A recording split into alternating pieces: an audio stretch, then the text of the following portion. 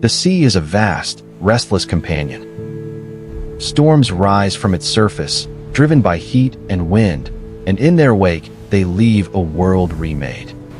For creatures that take to the air above those waters, the threat is acute and immediate. Yet some have learned to fly into the storm and to use its power. This is the story of seabirds that outsmart cyclones, of feather and will, of instinct sharpened by millennia spent on the edge between sea and sky.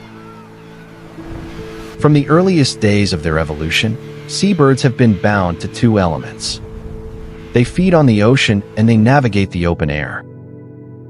Their ancestors left shorelines and inland nests and adapted to a life where food is scattered, where winds are the map, and where weather can shift without warning. Over generations, those that could read the wind and ride it survived.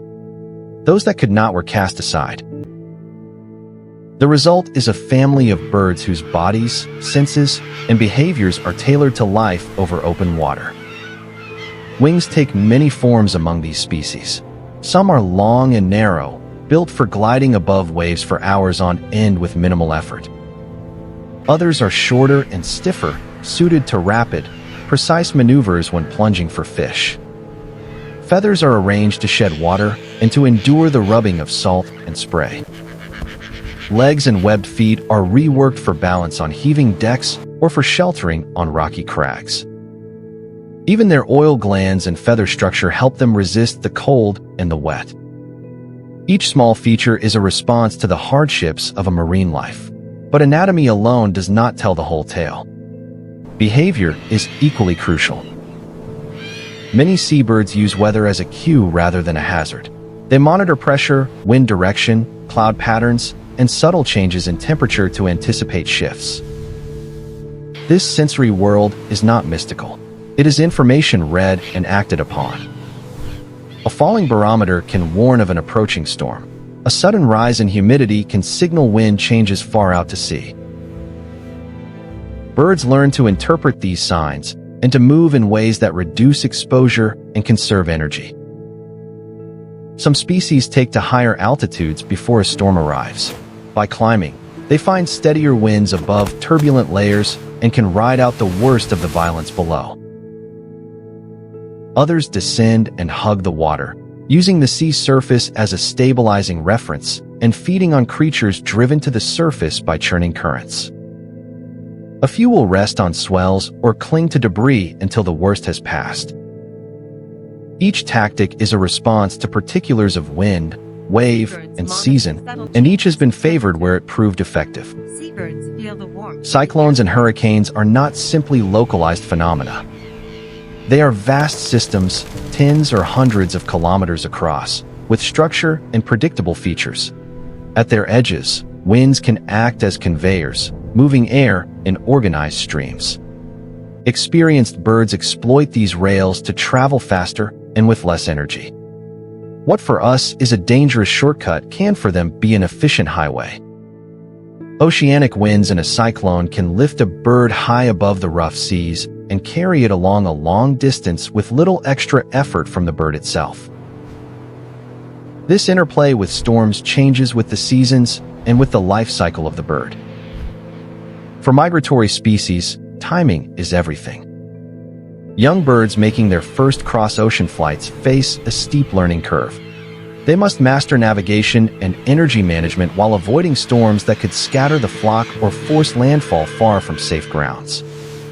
Older birds with repeated routes have refined timing that reduces exposure to peak storm periods.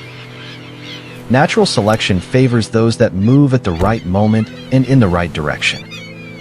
Navigation across thousands of kilometers demands a suite of abilities. Birds rely on celestial cues, magnetic orientation, learned landmarks, and an acute feel for wind patterns. When a cyclone forms, these cues are partially altered. Clouds can obscure the stars. Magnetic disturbances can shift subtly. Yet many seabirds display remarkable flexibility. They switch to alternative strategies, relying more on local wind cues and on flock behavior. In groups, information is shared indirectly as individuals react to conditions and the rest follow those successful choices. There are stories of individual cunning. One species may ride the rotating winds at the edge of a storm, using the updrafts to gain height, and then swooping down to pick food stirred from the depths. Another may shelter in the lee of a wave or a floating object, conserving energy until conditions ease. These behaviors are not taught in classrooms. They are the product of long evolutionary tuning and, in many cases, of social learning among birds that travel together and return to the same grounds year after year.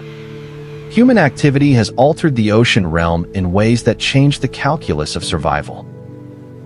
Climate shifts are altering the frequency and intensity of storms. Fishing patterns have changed the distribution of prey. Pollution and warming waters affect the abundance and location of food. For seabirds that rely on predictable cues and ancestral routes, these changes can mean that previously reliable strategies no longer work. The margin for error shrinks when storms become more erratic or when food moves far from traditional zones. Scientists study these shifts with tracking devices, long-term observation, and modeling. Tiny satellite tags attached to feathers have revealed astonishing journeys and surprising responses to storms. Researchers have recorded birds deliberately flying toward low-pressure systems to exploit the winds or altering migration corridors in response to shifting ocean temperatures. Such findings underline the adaptability of these species, but they also reveal limits. When environmental change outpaces biology, populations may decline or be forced into new patterns that have cascading effects. The life of a seabird is a cycle of risk and reward. Feeding is not merely sustenance. It is a gamble made with the weather as an opponent and an ally. Some species thrive because they have turned risk into opportunity, because they can harness the very forces that threaten them. These birds exemplify a pragmatic intelligence. They read the elements, and they use them. Watching them is to observe a balance between caution and boldness, between reserve and daring. Reproduction adds another layer of complexity. Many seabirds nest in dense colonies on remote islands or cliffs. There, the timing of breeding must be aligned with the food supply and with seasonal weather patterns. A storm at the wrong time can devastate a breeding season, washing away nests or interrupting feeding trips. Yet those same colonies offer social advantages. Parents can share information about feeding grounds and safer routes. Young birds raised in these communities inherit a repertoire of behavior that increases their chance of surviving similar challenges. The role of seabirds in the wider ecosystem is profound. They connect ocean and land, carrying nutrients from the sea to nesting areas where guano enriches soils and supports plants and other species. Their foraging shapes fish populations, and their presence influences marine food webs. By moving with storms and currents, seabirds also act as indicators of ocean health. Changes in their distribution often signal broader shifts in marine ecosystems that may be less visible without careful observation. There is a measure of elegance in how simple needs meet complex environments. A bird tuning its wing to a gust is a small event with large implications. It is a moment where anatomy, environment, and history intersect. Across generations, such moments accumulate into behavioral traditions and into evolutionary change. The cyclone is both a sculptor and a stage. It refines traits and tests the limits of endurance, and it rewards those that can use its patterns to travel, feed, and survive. At the heart of this story is a lesson about resilience. The strategies seabirds use are not heroic in a romantic sense. They are practical, honed responses to recurring challenges.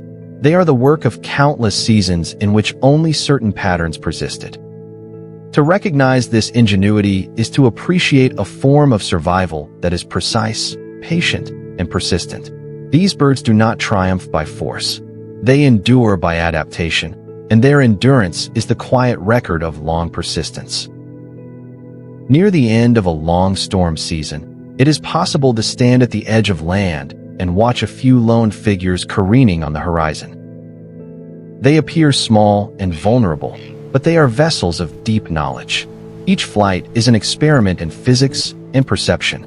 Each rest upon a swell is a decision made with centuries of adaptation behind it. In watching them, we see how life can negotiate even the most indifferent of forces and how small decisions add up over time. There is also a reminder about balance. Nature does not simply yield to need. Storms will come and go irrespective of desire. Yet within this relentless movement, there is room for adaptation and for coexistence. Seabirds do not conquer the storm. They find ways to move with it, to slip along its edges, to make use of its strengths, and to shelter from its fury. Their success is a testament to the subtle dialogue between organism and environment that sustains many forms of life. There is a quiet lesson about scale and proportion. A bird riding an updraft takes part in an action that is both intimate and immense. A single wing beat is brief, but that motion meets winds that sweep across hundreds of kilometers. To observe this is to witness a conversation between small mechanics and great systems. Those flights call for humility and steady attention. They show that the patterns of life are woven through weather, ocean currents, and long stretches of time. They also press us toward careful action and stewardship. Understanding these patterns helps us manage the wider threats these birds face. The wind will always be indifferent. The ocean will always test the limits of life at its surface. Yet in the thin space between wave and air, seabirds keep finding ways to endure. They remind us that adaptation is not only a matter of survival. It is a way of reading the world and of responding to it with economy and grace. When we look out over a storm-lashed sea and see them riding the winds, we are watching an ancient, ongoing lesson in how life faces what it cannot change and, in small ways, turns it to advantage. May our choices honor their rhythms and keep the winds and seas in balance so future generations will witness their flights for many decades. Let us leave them to their passage, with respect for the craft of flight and for the patient intelligence held in feather and bone.